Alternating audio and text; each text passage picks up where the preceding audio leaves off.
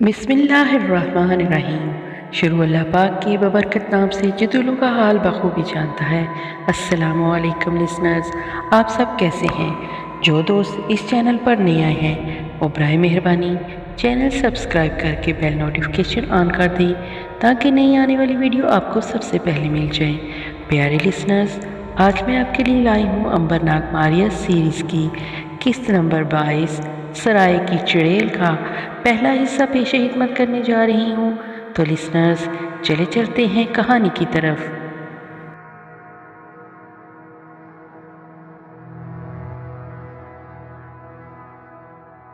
पहाड़ों में नहर दाईं तरफ घूम गई। यहाँ से नाग ने कदम्बरी को साथ लिया और बाईं जानब चीड़ के दरख्तों के साथ साथ घाटी में से निकलकर एक ढलान पर आ गया। ये मामूली सी ढलानी सतह थी जो नीचे जाकर एक मैदान की शक्ल अख्तियार करती थी। इस ढलान पर से होकर दोनों मैदान में आ गए। यहाँ काई के पौधे और हारदार झाड़ियाँ जगह जगह उगी हुई थी। पत्थरों पर जंगली बेलें लिपटी हुई थी जिनमें कासनी और जर्द रंग के छोटे छोटे फूल खिले हुए थे। कदम्बरी थक गई थी मगर नाग वहाँ रुकना नहीं चाहता था। उसे खूब मालूम था कि कदम्बरी के फरार की खबर सबको होगी और राजा के सिपाही इसकी तलाश में निकल चुके होंगे। राजा के शहर से यही एक रास्ता मुल्क सकम की तरफ जाता था। जाहिर है इस रास्ते पर सिपाही भी पीछे चले आ रहे होंगे। नाग ने कदम्बरी से कहा कि वो ज़रा हिम्मत और बहादुरी से काम ले वरना वो फिर किसी मुसीबत में गिरफ्तार हो जाएंगे। कदम्बरी ने हौसले से काम लिया और सफ़र जारी रखा। वो मैदान में से निकल गए। अब एक दफ़ा फिर छोटे छोटे पहाड़ी टीलों का सिलसिला शुरू हो गया जो दरियाए आमू तक चला गया था। ये वही दरिया था जिसके पुल पर से गुजरकर अंबर की लाश और मारिया मुल्क सकम पहुंचे थे। सारा दिन कदम्बरी और नाग टीलों के दरमियान में सफ़र करते रहे। शाम को कदम्बरी का थकावट के मारे बुरा हाल हो गया। वो एक जगह बैठ गई। नाग भाई अब मुझसे नहीं चला जाता। नाग ने सोचा कि बेचारी कदम्बरी वाकई बहुत थक गई है, इसलिए अब यहाँ किसी महफूज जगह पर आराम करना चाहिए और रात काटने के बाद सुबह मुँह अंधेरे फिर से सफ़र शुरू कर देना चाहिए। एक मकाम पर टीले के ऊपर से बड़ी सिल बाहर को निकली हुई थी और उसने वहाँ छप्पर सा डाल रखा था। नाग ने सोचा कि इस छप्पर के ऊपर रात बसर करनी चाहिए ताकि अगर नीचे से दुश्मन गुजरे तो उसकी खबर हो जाए। वो कदम्बरी को लेकर ऊपर पहाड़ी छप्पर पर आ गया। यहाँ सर्दी थी। नाग ने मंदिर से लिए हुए गर्म लबादे को कदम्बरी के ऊपर डाल दिया और खुद गर्म पोस्तीन लपेट कर पत्थरों से टेक लगाकर बैठ गया। यहाँ नाग ने कदम्बरी से अंबर के बारे में पूछा। कदम्बरी ने इसे अंबर से मुलाकात से लेकर उससे जुदा होने तक की सारी कहानी सुना डाली और अंबर की बेहद तारीफ़ की कि वो कितना अच्छा भाई है कि इसने अपनी बहन मारिया का हमेशा ख्याल रखा। फिर इसने मारिया के बारे में भी बता दिया कि किस तरह मारिया ने हर मुश्किल वक्त में इसका साथ दिया। नाग को अपना गहरा और अजीज़ तरीन दोस्त अंबर बहुत याद आने लगा और फिर इसने उड़ना शुरू कर दिया। कदम्बरी बहन, अब तुम भी सो जो, सुबह सफ़र शुरू करना है। शब बखैर भाई। नाग, शब बखैर बहन। कदम्बरी दिन भर की थकी हारी थी। वो लेटते ही सोगी। नाग पहले ही बार बार ऊँग रहा था मगर जब वो पत्थरों पर पोस्तीन ओढ़ कर लेटा तो इसकी नींद गायब हो गई। कदम्बरी सो रही थी और हल्की हल्की हराटे ले रही थी। कदम्बरी को जगाकर इससे बातें करने का सवाल ही पैदा नहीं होता। नाग लेटे लेटे आसमान पर खुले हुए तारों को देखने लगा। ये इसकी और कदम्बरी की खुशकिस्मती थी कि नाग को नींद नहीं आई, नहीं तो कदम्बरी की खैर नहीं थी। हर तरफ अंधेरा छाया हुआ था, फिर भी तारों की हल्की हल्की रोशनी में पहाड़ों की चोटियां और नीचे पथरीले रास्ते धीमे धीमे दिखाई दे रहे थे। नाग ने सोने की बहुत कोशिश की मगर इसे नींद ना आई। इसने कई दफ़ा आंखें बंद की मगर नींद तो जैसे इसे कोसों दूर भाग चुकी थी।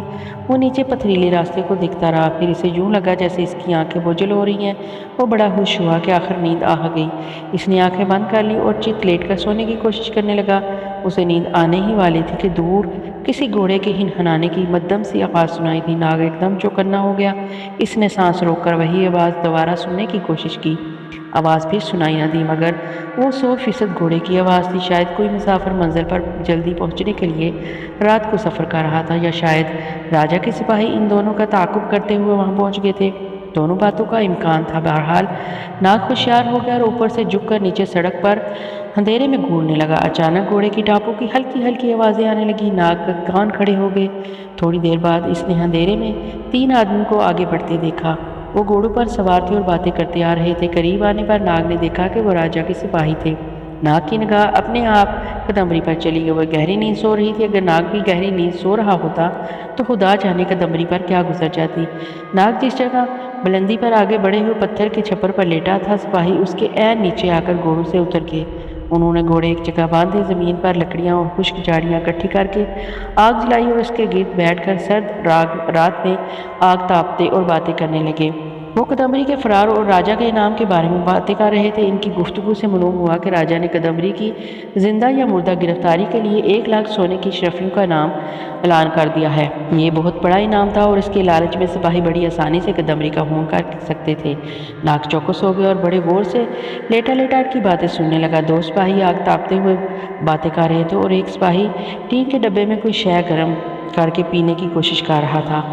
سپاہی کی نظریں بار بار اوپر پتھر کی طرف نکلی ہوئی سیل پر اٹھی جہاں ناگ اور کدمبری لیٹے ہوئے تھے۔ سپاہی بڑے غور سے باہر نکلی ہوئی سیل کو تکتا رہا، پھر اٹھتے ہوئے بولا، یہ پتھر کی سیل باہر کیوں نکلی ہوئی ہے؟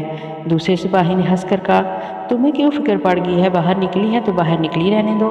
سپاہی کہنے لگا، تم جہاں آگ تاپو، میں ذرا اوپر چل کر معلوم کرتا ہوں کہ یہ جگہ باہر کیوں نکلی ہوئی ہے۔ تیسرے سپاہی نے کہا، اگر وہاں کوئی جن بھوت مل گیا تو مدد کے لیے ہمیں آواز ضرور دے لینا، سمجھے؟ سمجھ گیا، فکر نہ کرو، یہاں مجھ سے بڑا جن اور بھوت کوئی نہیں ہے۔ میں ہر چھوٹے بڑے جن کو پلک جھپکنے میں دیکھ کر سکتا ہوں۔ پتھر کی سیل کے اوپر لیٹے ہوئے ناگ کو بڑی پریشانی ہوئی۔ کم بات سپاہی کو جانے کیا سوچی تھی کہ اوپر پتھر کی سیل کا راز معلوم کرنے چلا آ رہا ہے۔ بھلا اس کو کیا پڑی تھی، خام ہاں اوپر چڑھنا شروع کر دے۔ اچھا بھلا اپنے ساتھیوں کے ساتھ بیٹھا باتیں کر رہا تھا۔ ناگ سپاہی کو اوپر آتے دیکھ کر اٹھ کر بیٹھ گیا۔ کدمبری کی جان خطرے میں تھی۔ اگر اس سپاہی نے کدمبری کو سوتے دیکھ لیا تو وہ ضرور اپنے ساتھیوں کو اوپر بلا لے گا اور کدمبری کو پکڑ کر لے جائے گا۔ ناگ کے لیے ان تینوں سپاہیوں کا ایک ہی وقت میں مقابلہ کرنا بڑا مشکل تھا۔ ناگ نے اٹھ کر جلدی سے سوئی ہوئی کدمبری کے اوپر اپنی پوستین ڈال کر اوپر گھاس پھوس بکھیر دی اور خود ٹیلے کی اوٹ میں ہو گیا۔ وہاں اتنا وقت نہیں تھا کہ وہ کدمبری کو جگا کر وہاں سے بھاگ لے جاتا۔ سپاہی سر پر پہنچ چکے تھے۔ ناگ کو یوں محسوس ہوا جیسے سپاہی کی موت اسے اپنے ساتھیوں سے جدا کر کے اوپر لا رہی ہے، ورنہ یہ نہ ممکن تھا کہ وہ تینوں ایک ساتھ اوپر نہ آتے۔ ناگ کے لیے اس کے سوا کوئی چارہ نہ تھا کہ وہ سپاہی کا راستے میں ہی خاتمہ کر دے۔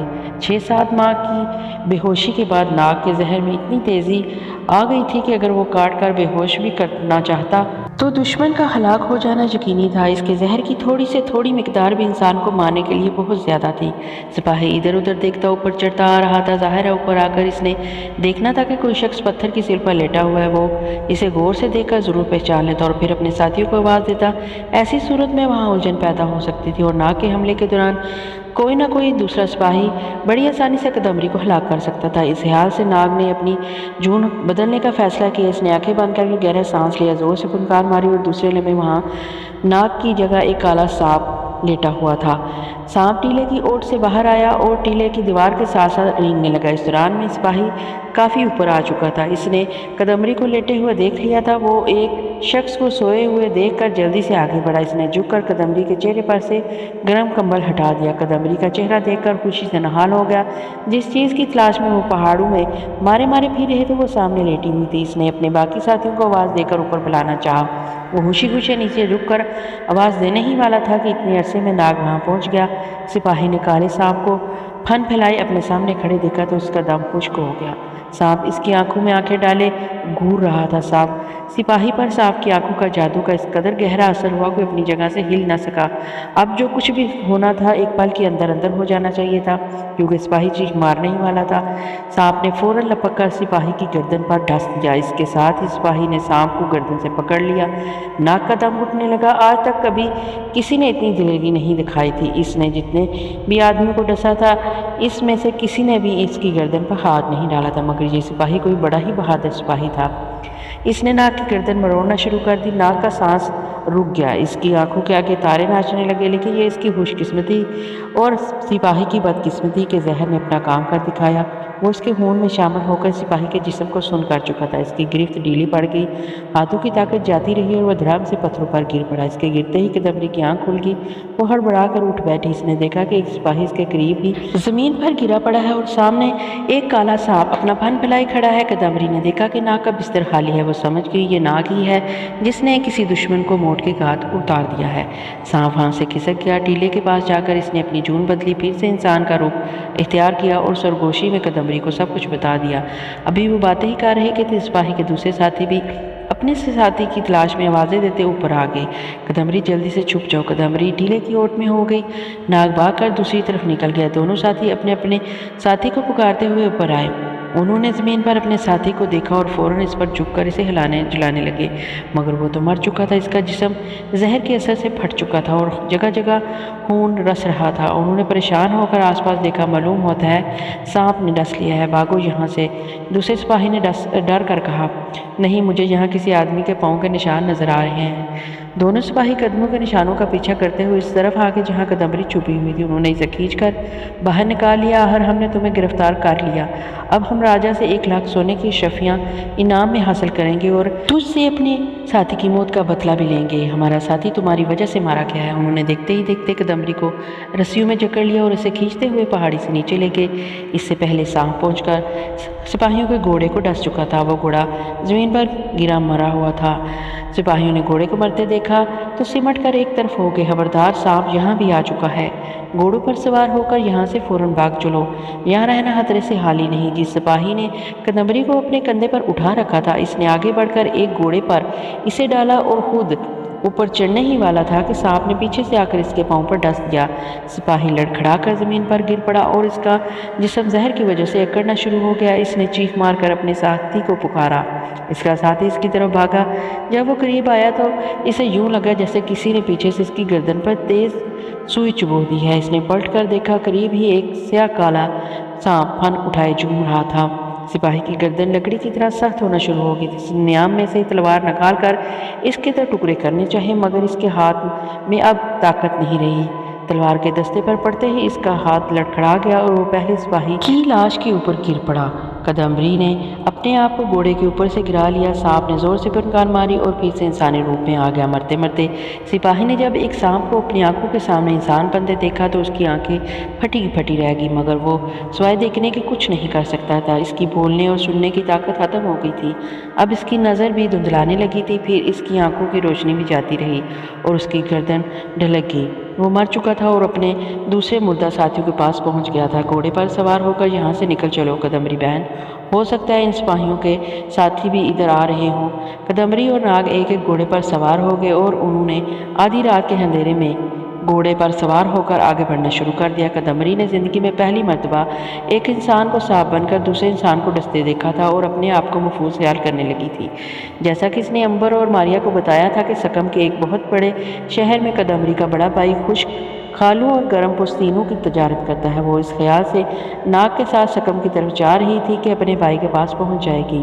ناگ اس لیے چلا جا رہا تھا کہ امبر نے اس سے اپنی خواہش کا اظہار کیا تھا کہ اب وہ ملک چین کی طرف سیر کرنا چاہتا ہے، کیونکہ وہ مر تو سکتا نہیں، اس لیے وہ اپنی زندگی میں زیادہ سے زیادہ ملکوں کی سیر کرنا چاہتا تھا، کیونکہ کچھ خبر نہیں تھی کہ اس پر جادو کا اثر کب ٹوٹ جائے اور اس کو موت آ جائے۔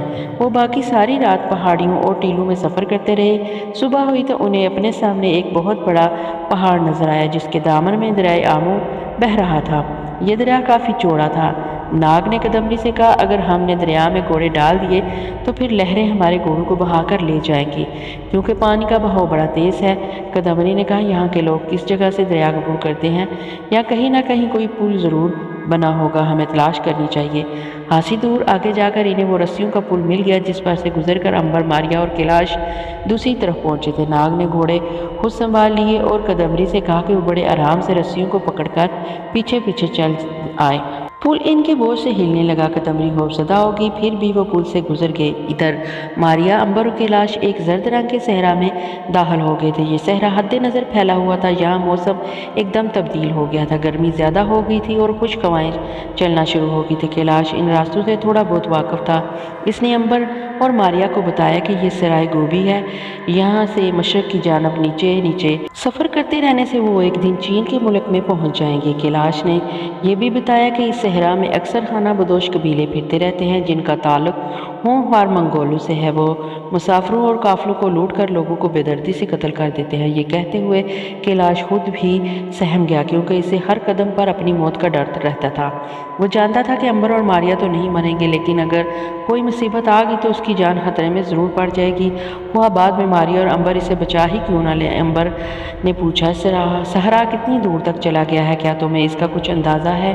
کیلاش نے کہا، میں نے اس صحرا میں کبھی سفر نہیں کیا، لیکن میں نے کچھ مسافروں سے سنا ہے کہ یہ صحرا ایک رات اور ایک دن کے سفر تک پھیلا ہوا تھا، یعنی اگر ہم بغیر رکے گھوڑوں پر ایک رات اور ایک دن سفر کرتے رہیں تو اس صحرا کو پار کر جائیں گے۔ امبر نے کہا مگر یہاں ایک ساتھ سفر کرنا اتنا لمبا وہ بھی مشکل ہے، ہمیں راستے میں پڑاؤ بھی کرنا ہوگا۔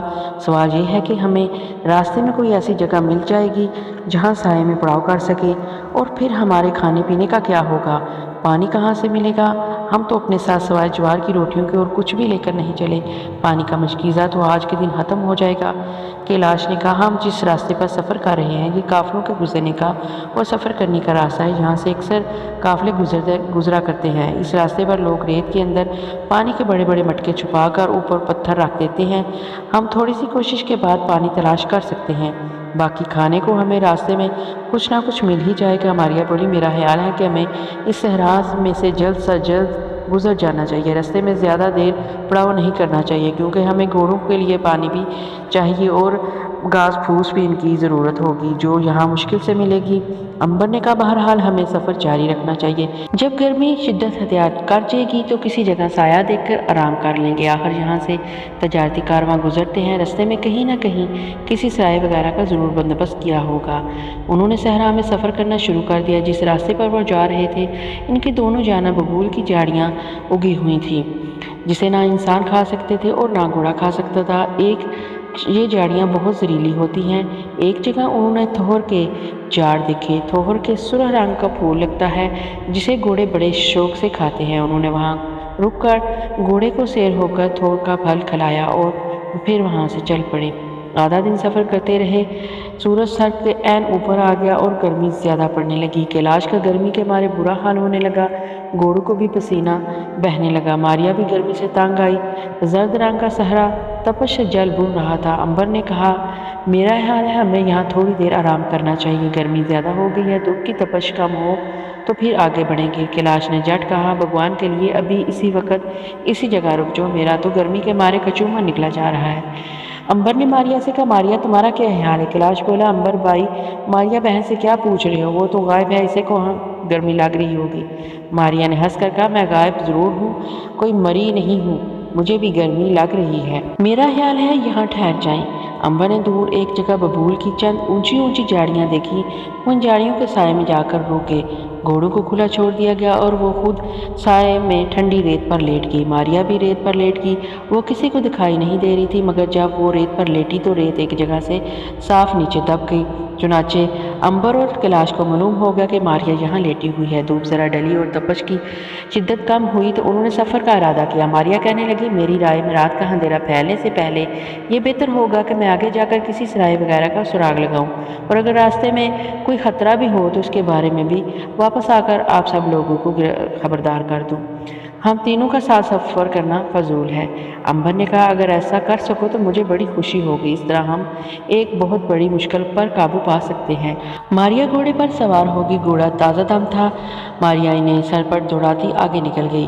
کیلاش اور امبر کو ماریا ویسے بھی دکھائی نہیں دے رہی تھی، انہوں نے صحرائی راستے پر کچھ دیر تک ریت اڑتے دیکھی اور پھر وہ نظر آنا بند ہو گئی۔ وہ سمجھ گئے ماریا آگے نکل چکی ہے، وہ گھوڑوں پر سوار ہو گئی اور گھوڑوں کو قدم قدم چلاتے آگے بڑھنے لگے۔ کیلاش فکر مند سا ہو کر کہنے لگا امبر بھائی ہم ملک چین کے سفر پر نکل تو پڑے ہیں، کہیں وہاں پہنچ کر ہم کسی مصیبت میں نہ پھنس جائیں۔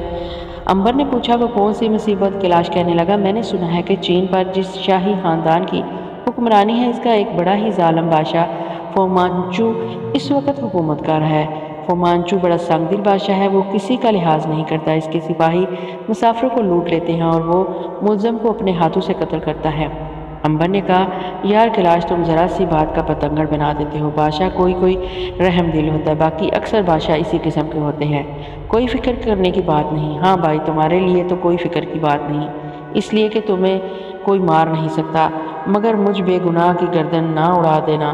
یار تم گھبراتے کیوں ہو؟ پہلے کہیں تمہاری گردن کٹوا دی یا اڑا دی جو اب تمہارے ساتھ ظلم ہوگا۔ بھائی اگر تم زیادہ گھبراتے ہو تو بے شک واپس سکم چلے جاؤ، ابھی وقت ہے۔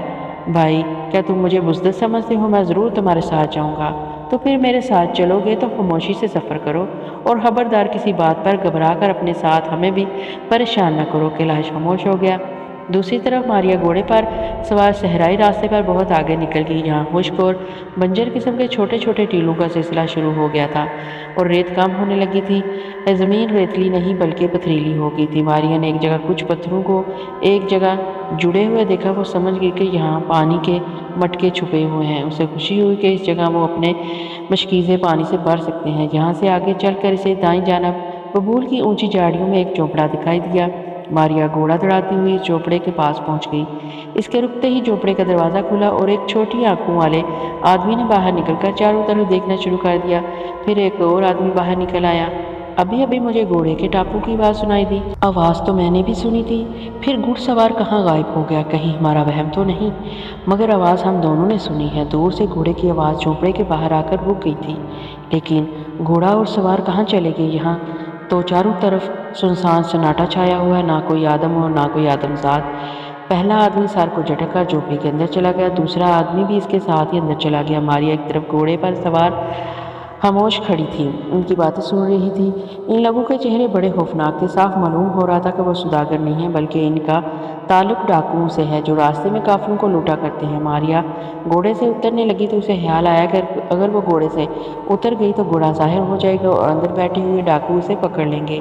वो घोड़े पर सवार घोड़े को कदम कदम बढ़ाते आराम से चलती झोपड़ी के पीछे वाली खिड़की पर आकर रोकी। ज़मीन चूँकि पथरीली थी, इसलिए घोड़े के चलने से इनके खुरों को आवाज़ पैदा हुई। दोनों डाकू एक दफ़ा फिर बाहर आ गए। घोड़े के टापू की आवाज़ फिर आई थी।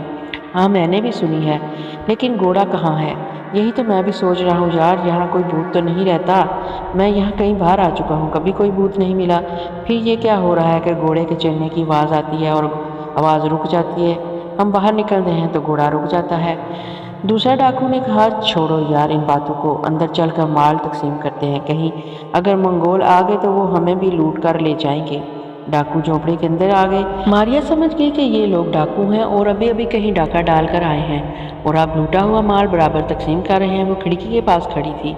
इसने आहिस्ता से धक्का दिया। खिड़की थोड़ी सी खुल गई। वो क्या देखती है कि झोपड़े के अंदर फर्श पर बड़े कीमती कपड़ों का थान और हीरे जवाहरात बिखरे पड़े हैं। करीब ही एक बड़ी ही प्यारी चीनी लड़की बैठी हुई थी। इसके दोनों हाथ पीछे बंधे हुए थे। इसकी आंखों से आंसू बह रहे थे और सर झुका हुआ था। मारिया को इस नतीजे पर पहुंचने में देर न लगी कि ये डाकू इस लड़की को कहीं से उठाकर ज़बरदस्ती ले आए हैं। वो खिड़की के साथ लाकर इनकी बातें सुनने लगी। आधे रेशमी कपड़े और आधे जवाहरात तुम ले लो, आधे मुझे दे दो। फिर वही बात, सवाल ये है कि इस लड़की को अपने साथ कौन ले जाएगा? ये तुम मुझे दे दो। वो किस हिसाब से? आधे कपड़े और आधे जवाहरात भी तुमने ले लिए, फिर ये लड़की किस तरह ले रहे हो? चलो फिर इसको भी आधा आधा कर दो। तुम्हारा दिमाग तो खराब नहीं हो गया अहमद कहीं के? ज़बान को लगाम दो, नहीं तो अभी तुम्हारी गर्दन उतार दूंगा। अच्छा ऐसा करो, अपने आधे हिस्से में से तुम 100 हीरे और रेशमी कपड़े के 2 थान मुझे दे दो और बेशक लड़की तुम्हारी होगी। ऐसा नहीं हो सकता तो फिर मैं तुम्हें मुफ्त में इतनी खूबसूरत लड़की नहीं दे सकता। मंडी में इसकी कीमत कुछ नहीं तो 10,000 सोने के अशरफियाँ से कम नहीं पड़ेगी। आखिर तुम इतनी रकम किस हिसाब से ले जाओगे? डाका हम दोनों ने मिलकर डाला है। मैंने 4 आदमी और 1 औरत को कत्ल किया, जबकि तुमने सिर्फ 2 आदमी और 1 औरत को कत्ल किया है। लेकिन मैंने एक बच्चे का भी गला घोटा था। तुमने बच्चे को नहीं मारा, इसलिए मेरा हक तुमसे ज़्यादा है। मारिया ये सुनकर सख्त गुस्से में आ गई। इन डाकुओं ने कई मर्द, औरतों और बच्चों को कत्ल किया। दूसरी तरफ चीनी लड़की चुपचाप बैठी इनकी बातें सुन रही थी और रो रही थी। दोनों डाकू एक दूसरे से झगड़ते झगड़ते उलझ पड़े। एक ने तलवार निकाली तो दूसरे ने भी तलवार खींच ली। दोनों आमने सामने मुकाबले पर खड़े हो गए। चीनी लड़की सर उठाकर इन्हें हैरत से तकने लगी। वो लकड़ी के स्तून के साथ लगी। मारिया भी खिड़की के साथ लगी। इन दोनों की लड़ाई का तमाशा देखने लगी।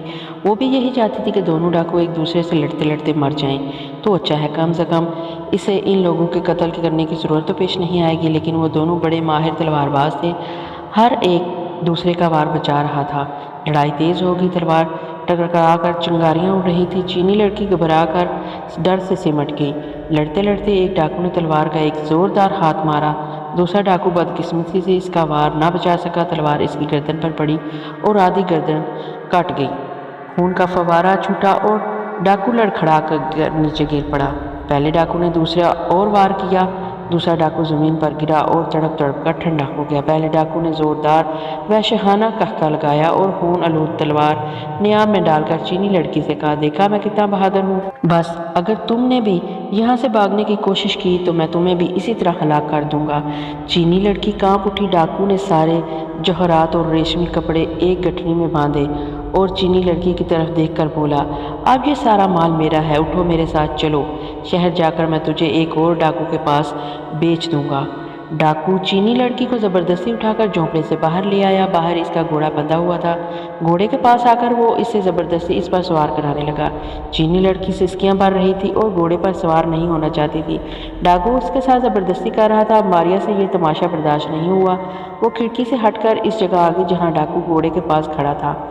डाकू को ना मारिया दिखाई दे रही थी और ना उसका घोड़ा। मारिया ने आगे बढ़कर घोड़े के ऊपर रखी हुई हीरे जवाहरात की थैली उठाकर अपने घोड़े पर रख दी। डाकू की नज़र घोड़े पर पड़ी तो वो चौंका और जवाहरात की थैली गायब थी।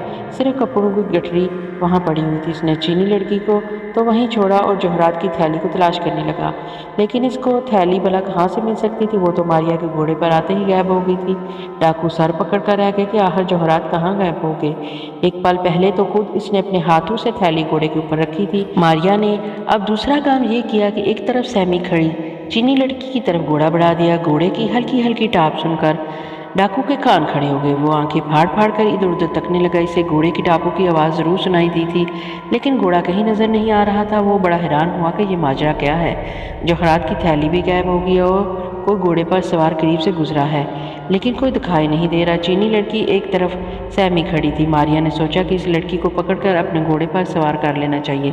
इस तरह इसके साथ लड़की भी गायब हो जाएगी और मारिया डाकू को कत्ल करने से बच जाएगी। मारिया ने एक हाथ आगे बढ़ाकर चीनी लड़की को पकड़ा और उसके कान में सरगोशी की। खामोशी से मेरे घोड़े पर सवार हो जाओ। डरना नहीं, मैं भूत नहीं हूँ, बल्कि तुम्हारी हमदर्द हूँ और आसमान से तुम्हारी मदद करने के लिए आई हूँ। चीनी लड़की तो दहशत ज़दा होकर रह गई। किसी ने इसका बाजू थाम रखा था और कान में सरगोशी भी कर रही थी, मगर सामने कुछ नज़र नहीं आ रहा था। सरगोशी की हल्की सी आवाज़ डाकू ने भी सुन ली। वो चीनी लड़की की तरफ बढ़ा। अब चीनी लड़की भी होशियार हो गई। ये इसकी ज़िंदगी और मौत का सवाल था। मारिया ने इसे सहारा दिया और वो लपक कर मारिया के घोड़े पर इसके आगे सवार होते ही एकदम गायब हो गई। डाकू देखते के देखते ही रह गया। इसने जो कुछ देखा था इसे अपनी आंखों पर यकीन नहीं आ रहा था। जवाहरात की थैली के बाद एक जीती जागती जिंदा लड़की इसकी आंखों के सामने गायब हो गई थी। क्या यहाँ भूत रहते हैं? डाकू डर गया, मगर भागने के बजाय वो आगे पीछे बढ़कर मामले की टो लेने की कोशिश करने लगा। मारिया ने चीनी लड़की के कान में कहा, खामोशी से बैठे रहना और ज़मीन पर उतरने की हरगिज़ कोशिश मत करना। मारिया ने घोड़े को आगे बढ़ाकर तलवार डाकू की गर्दन पर रख दी और रोबदार आवाज़ में कहा, ऐ ज़ालिम इंसान, अगर अपनी जान की अमान चाहते हो तो अभी इसी वक्त घोड़े पर सवार होकर यहाँ से भाग जाओ, नहीं तो तुम्हारी लाश के टुकड़े इस ज़मीन पर चील कौवे खा रहे होंगे।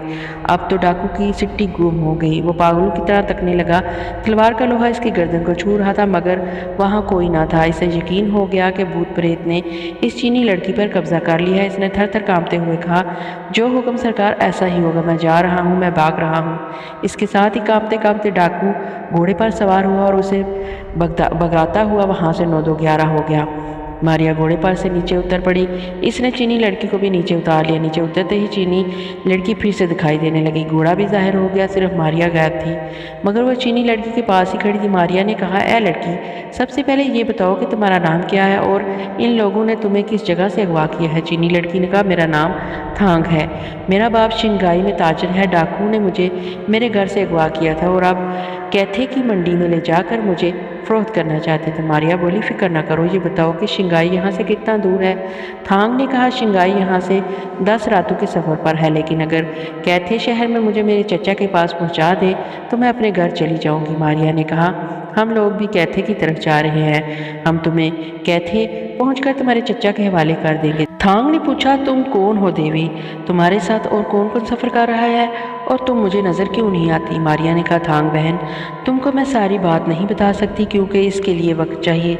बस यूँ समझ लो कि मैं कोई आसमानी रूह नहीं हूँ, बल्कि तुम्हारी तरह की एक लड़की हूँ जिसको जादू के ज़ोर से गायब कर दिया गया है। मेरे पीछे पीछे मेरे 2 भाई भी सफ़र करते चले आ रहे हैं। मैं इनके लिए आगे आगे ऐसी जगह तलाश करने निकली थी जहाँ हम लोग रात को आराम कर सके। तुमसे मुलाकात होगी। चीनी लड़की बोली, हम लोग इस झोपड़े में रात गुजार सकते हैं, मगर वहाँ तो एक डाकू की लाश पड़ी है। पहले इस डाकू को वहाँ से उठवाने का बंदोबस्त किया जाना चाहिए। ये सारा काम हो जाएगा, आओ मेरे साथ झोपड़े के अंदर। मारिया चीनी लड़की को थांग को लेकर झोपड़े के अंदर आ गई। अंदर फर्श पर डाकू की लाश वैसी की वैसी पड़ी हुई थी। जमीन पर उसका खून जम गया था। मारिया ने चीनी लड़की के साथ मिलकर लाश को उठाया और बाहर ले आई। यहाँ उन्होंने लाश को उठाकर पहाड़ी की एक गहरी और अंधेरी खाई में फेंक दिया। थप की आवाज़ के साथ डाकू का वजूद हमेशा के लिए खत्म हो गया। दोबारा झोपड़े के अंदर जाकर उन्होंने मिलकर फर्श को कपड़े से साफ किया, लकड़ी के तख्त पर बिछौना बिछाया और मारिया ने कहा था, तुम यहाँ आराम करो, मैं पीछे आने वाले भाइयों से मिलकर इन्हें यहाँ ले आऊँ। इतना कहकर मारिया घोड़े पर सवार होकर पीछे चल दी। आधे रास्ते में इन्हें अंबर और कैलाश मिल गए। मारिया ने इन्हें डाकू और चीनी लड़की की सारी कहानी सुनाई और बताया कि रात बसर करने के लिए एक बहुत अच्छे झोपड़े का बंदोबस्त हो गया है, जहाँ चीनी लड़की इनके लिए गरम गरम कहवा तैयार कर रही है। अंबर ने कहा, तुमने तो कमाल कर दिया मारिया, डाकू भी भगा दिए और रात बसर करने का इंतज़ाम भी कर लिया। मारिया ने जौहरात की थैली दिखाकर कहा, और ये जौहरात की थैली भी इनसे छीन ली है, जो चीनी लड़की थांग के माँ बाप की अमानत है। हमें शंघाई पहुंचकर चीनी लड़की के साथ साथ ही ये जौहरात भी इसके बाप को वापस करने हैं। अंबर ने कहा, ज़रूर ज़रूर, हम थांग के बाप की एक एक अमानत इसे वापस कर देंगे। कैलाश बोला, भाई कम से कम जौहरात तो अपने पास रख लो, बाप को इसकी लड़की मिल जाएगी, इसे और क्या चाहिए। खामोश कैलाश, अंबर ने डांट कर कहा, चोर चोरी से जाता है मगर हेरा फेरी से नहीं। तुमको ये जो चोरी की लत पड़ी हुई थी, तुम अब भी इससे बाज नहीं आते। याद रखो, अब तुम अंबर और मारिया के साथ हो, चोरों के किसी ग्रोह के साथ नहीं। हम थांग के बाप की सारी अमानतें वापस करेंगे। कैलाश चट बोला, माफ़ी चाहता हूँ अंबर भाई, वैसे ही मेरे मुंह से जुमला निकल गया था, वरना हकीकत ये है कि मैं खुद ईमानदारी को पसंद करता हूँ और चोरी से नफरत करता हूँ। मारिया हंसकर बोली, तो फिर जौहरात अपने पास रखने के बारे में तुमने क्यों सोचा? बात आई गई होगी। ये लोग इसी तरह की बातें करते सफ़र करते झोपड़ी के पास पहुँच गए, जिसके अंदर चीनी लड़की इनके लिए गरम गरम कहवा तैयार कर चुकी थी। यहाँ गर्मी कट गई थी और शाम होते ही सर्दी बढ़ना शुरू हो गई थी। मारिया ने चीनी लड़की से अंबर और कैलाश का तारफ़ कराया। अंबर ने गुड़िया जैसी चीनी लड़की के सर पर हाथ रखकर कहा, थांग बहन, अब तुम अपने बहन भाइयों के दरमियान आ गई हो, इसलिए किसी किस्म का फिक्र ना करो। हम कहते में तुम्हारे चचा के हवाले करके तुम्हें फिर आगे बढ़ेंगे। चीनी लड़की की आंखों में खुशी के आंसू आ गए। उसने कहा, मैं कितनी खुशकिस्मत हूँ कि मुझे आप जैसे बहन भाई मिल गए। अगर मारिया बहन थोड़ी देर और ना आती तो डाकू मुझे लेकर खुदा जाने कहाँ रफू चक्कर हो चुके होते।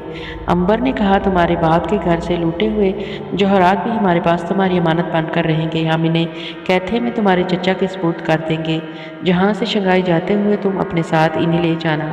शुक्रिया भाई, बहुत बहुत शुक्रिया। चीनी लड़की थांग कहवा लेने अंदर चली गई। कहवा पीने के बाद वो देर तक झोपड़ी के अंदर शमा जलाकर सफ़र के बारे में बातें करते रहे। रात का अंधेरा चारों तरफ फैल गया, सर्दी बढ़ गई। मारिया और थांग ने मिलकर ज़मीन और तख्त पर खुश्क घास फूस बिछा दिया। एक तरफ मारिया और चीनी लड़की थांग और दूसरी तरफ कैलाश और अंबर पोस्तीने ओढ़कर लेट गए। स्टोन के साथ ताक में शमा जा रही थी। कुछ देर वो सब बातें करते रहे, फिर इन्हें नींद आ गई और वो एक एक करके सारे सो गए। दूसरे दिन मुँह अंधेरे उठकर मारिया ने सबको जगा दिया, घोड़ों को दाना डालकर पानी पिलाया। सब ने उठकर कहवे और ज्वार की रोटी का नाश्ता किया। अभी सूरज तलू नहीं हुआ था।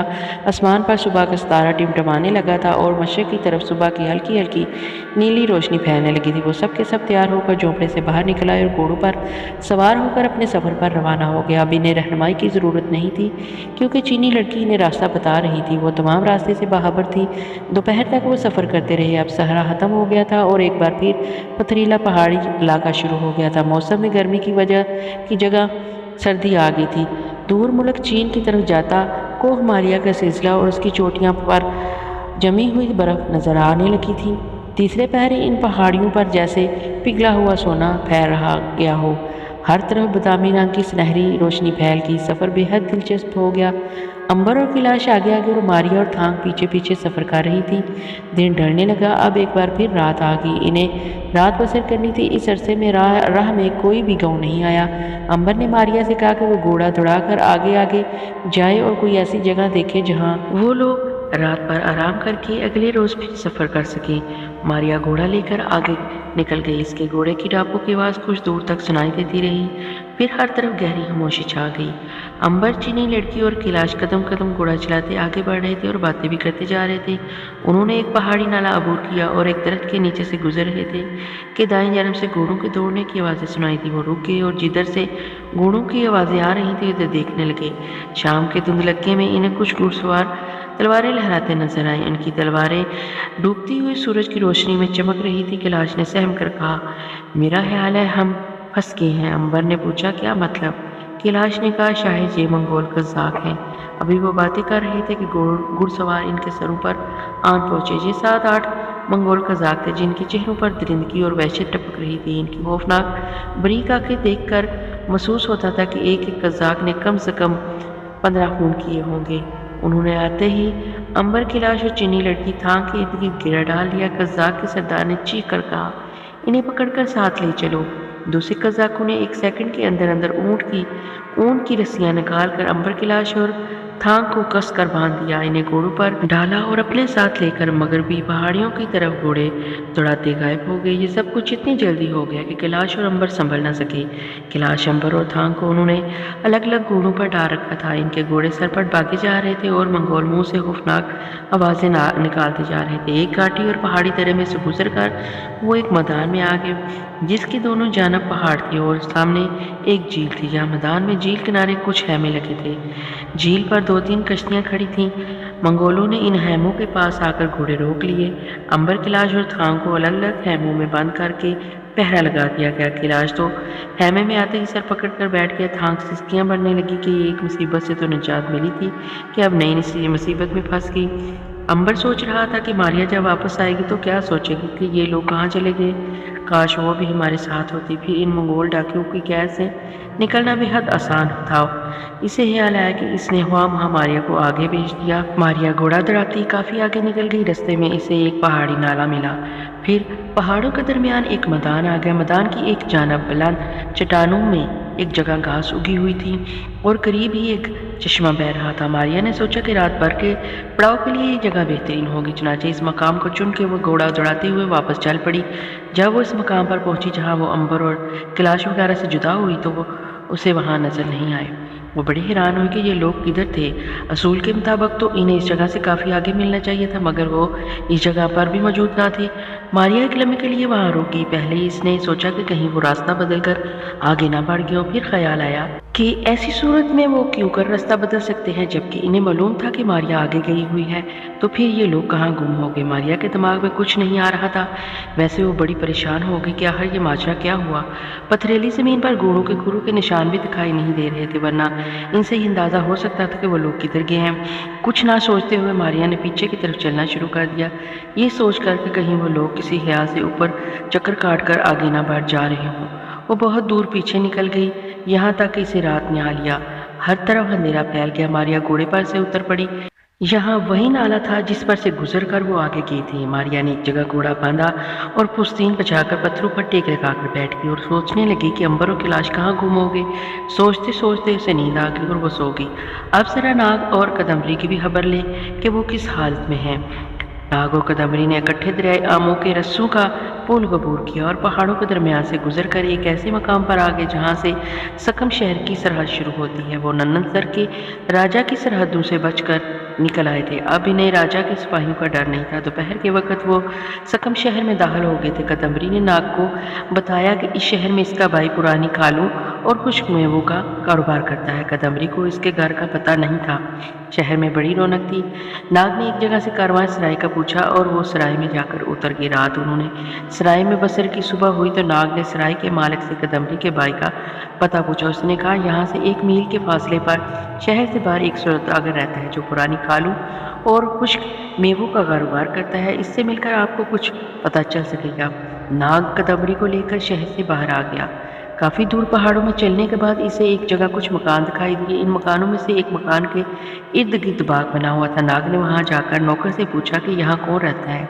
इसने सौदागर का नाम बताया तो वो कदम्बरी का भाई ही निकला।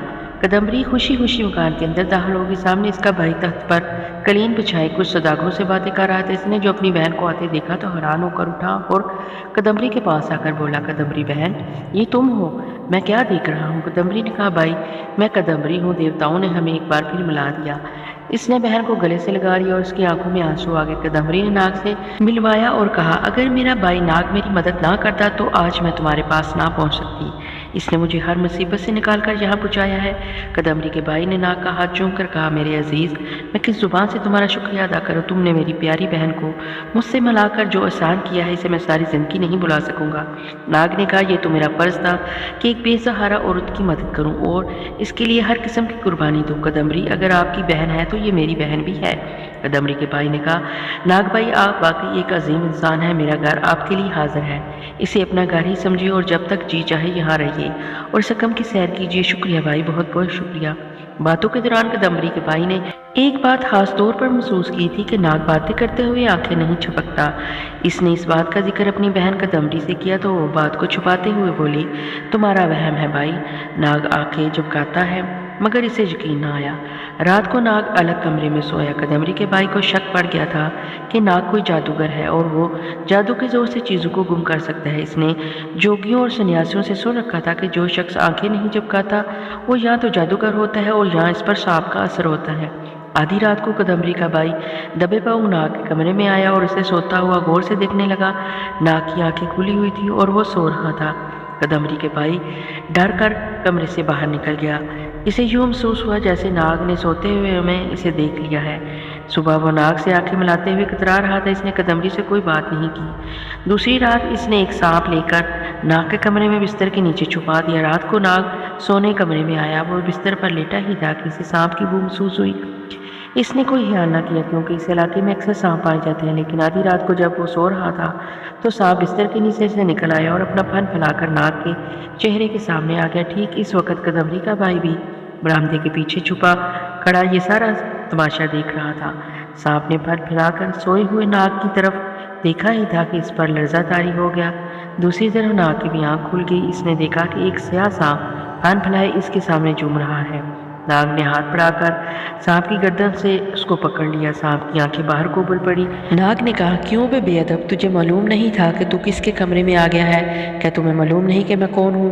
سانپ نے گردن نیچی کر لی جیسے اس سے معافی مانگ رہا ہو۔ ناگ نے سانپ کو جھٹکا فرش پر پھینک دیا اور خود کروٹ بدل کر سو گیا۔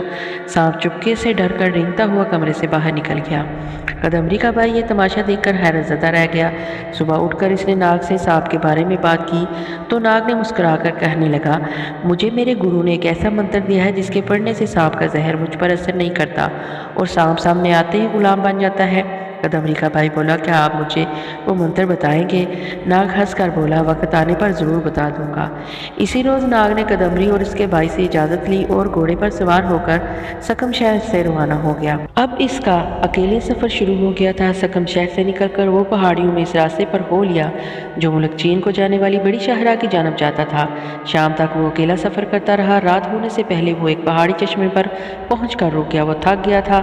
یہاں اس نے رات بسر کرنے کا فیصلہ کر لیا۔ رات بھر وہ پتھروں پر پوستین میں گھسا، کبھی سویا اور کبھی جاگتا رہا اور سوچتا رہا کیا وہ چین میں اپنے دوست امبر اور بہن ماریا سے مل سکے گا۔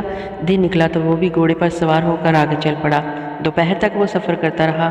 تیسرے پہر اسے دور پہاڑی ڈھلان پر ایک جھونپڑا نظر آیا۔ یہ وہی جھونپڑا تھا جہاں امبر، ماریا اور کیلاش ٹھہرے تھے اور انہیں چینی لڑکی ملی تھی۔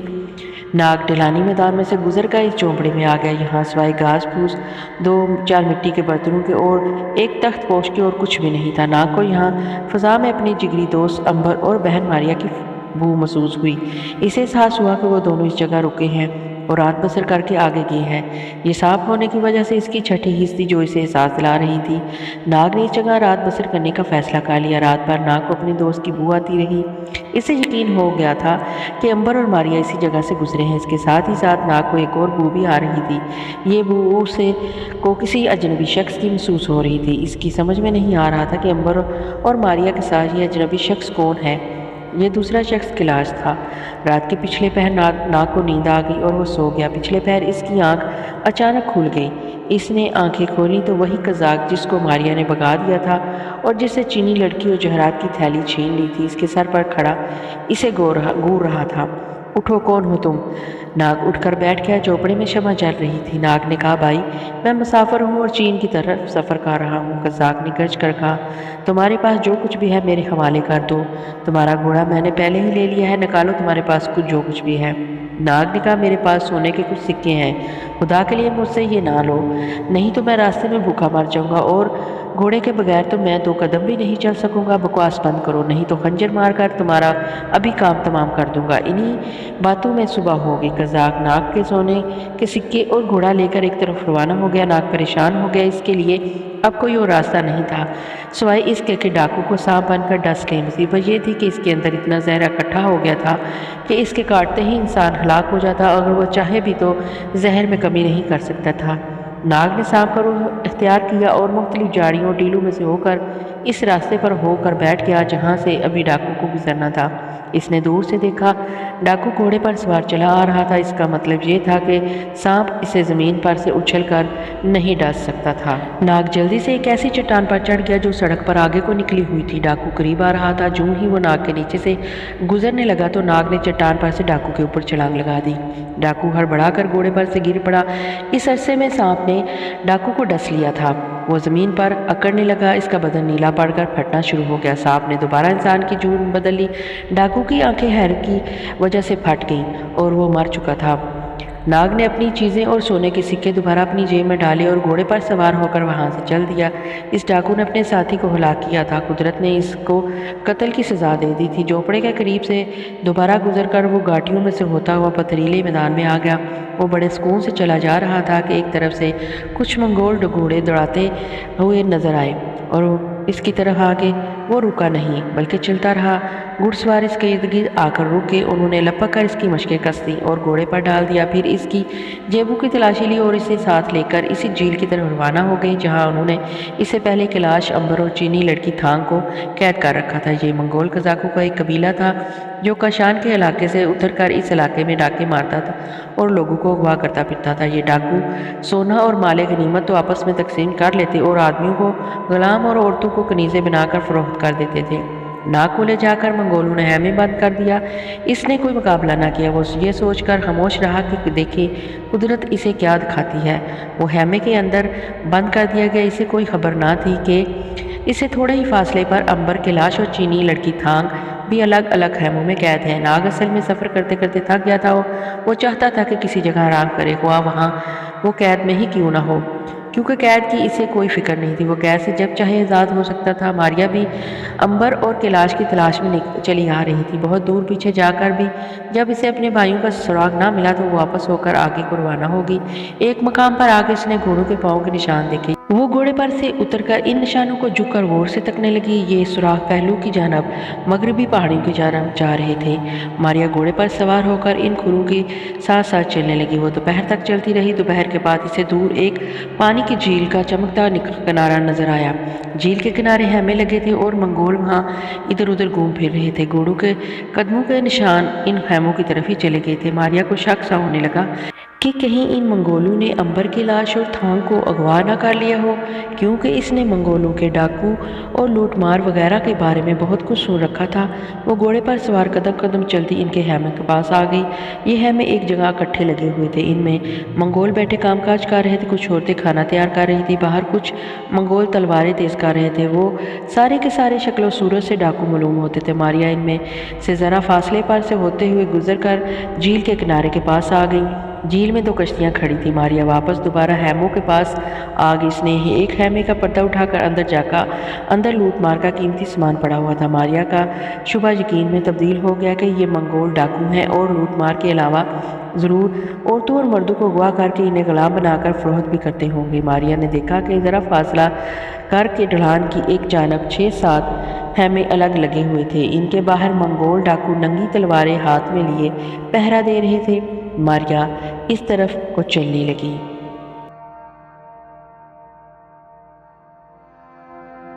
پیارے لسنر، یہاں تک کی کہانی آپ کو کیسی لگی؟ اپنی رائے کا اظہار کمنٹ باکس میں ضرور کریے گا، کیونکہ آپ کی رائے میرے لیے بہت قیمتی ہے، اور پلیز مجھے سپورٹ کرے گا۔ نیکسٹ ایپیسوڈ تک کے لیے مجھے اجازت دیجیے، اپنی دعاؤں میں یاد رکھیے گا۔ پھر ملیں گے انشاءاللہ۔ اللہ حافظ۔